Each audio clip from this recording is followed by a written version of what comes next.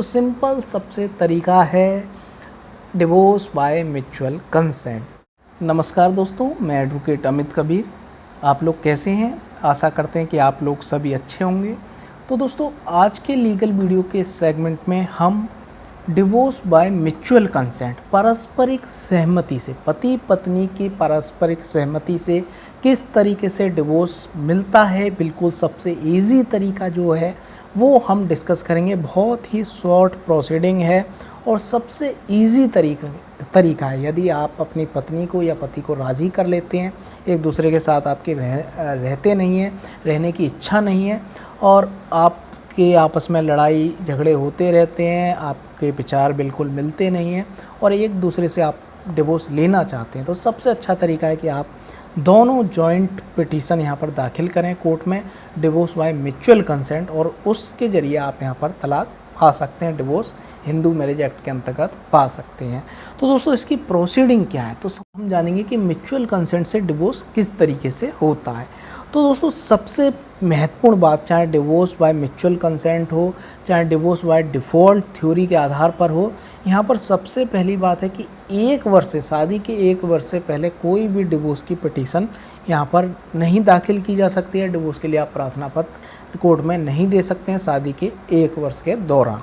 आप एक्सेप्शनल स्थिति में दे सकते हैं। कुछ एक्सेप्शनल स्थिति हैं कि बिल्कुल यहाँ पर आपकी नरकीय जीवन बन चुका है, तो आप कोर्ट से उसके लिए आपको लीव लेनी पड़ेगी, लीव पिटीशन पहले दाखिल करनी पड़ेगी।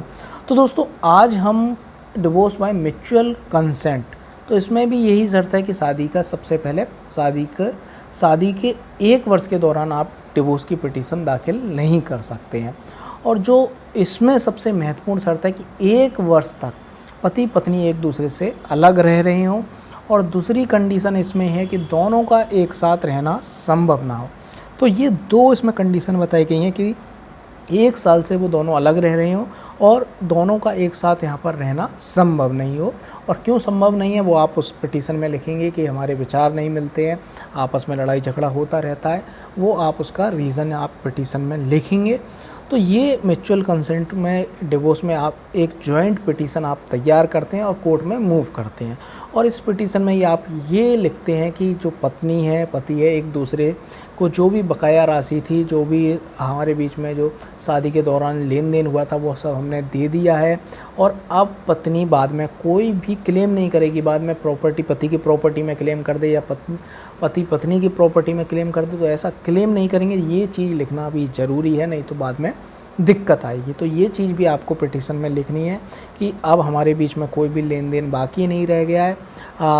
अब जो लेन देन था वो मैंने सब दे दिया है। अब हम एक दूसरे से कोई भी आगे कोई भी क्लेम नहीं करेंगे। ये लास्ट में लिखना बहुत ज़रूरी है। तो आप यहाँ पर फिर कोर्ट में जाते हैं, पिटीशन म्यूचुअल कंसेंट की दे देते हैं कि हम दोनों को 1 साल हो गया है, हम एक साल से अलग रह रहे हैं और एक दूसरे के साथ रहना हमारा संभव नहीं है। कारण जो भी हो सकता है कि हमारे विचार नहीं मिलते हैं, मैं किसी और से प्यार करती हूँ, जो भी यहाँ पर रीज़न है वो आप लिख देंगे।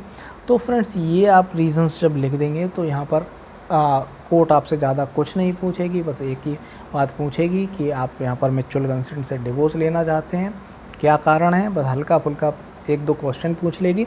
और उसके बाद वो 6 महीने की यहाँ पर डेट लगाएगी कूलिंग पीरियड के लिए। फर्स्ट मोशन ऑर्डर यही होगा कूलिंग पीरियड का, कि वो देखेगी कि आपके बीच में जो भी गर्मा गर्मी है वो कूल हो जाए, आप एक दूसरे के करीब आ जाएं। ये हो सकता है, इसलिए एक यहाँ पर कूलिंग पीरियड के लिए यहाँ पर कहेगी। या फिर हो सकता है मीडिएशन के लिए एक फ़ाइल भेज दे कि आप दोनों को बिठाल के समझाया जाए मीडिएटर के द्वारा, और मीडिएशन आपका हो जाए। आप शायद हो सकता है मीडिएटर आपको समझाए कि ऐसा सही नहीं है, शादी बहुत ही पवित्र संबंध है, ऐसा नहीं करना चाहिए, आप एक साथ रहें, एक दूसरे को समझें। तो वो इस तरीके से समझाएगा, जो मीडिएटर होगा या होगी, तो वो समझाएंगे। तो यदि हो सकता है तो ये बहुत ही छोटी प्रक्रिया रहती है, मीडिएशन में फाइल जाती है। नहीं करना है, आप अपनी बात पर कायम रहें। और यहाँ पर आपकी डेट पड़ जाएगी 6 महीने की।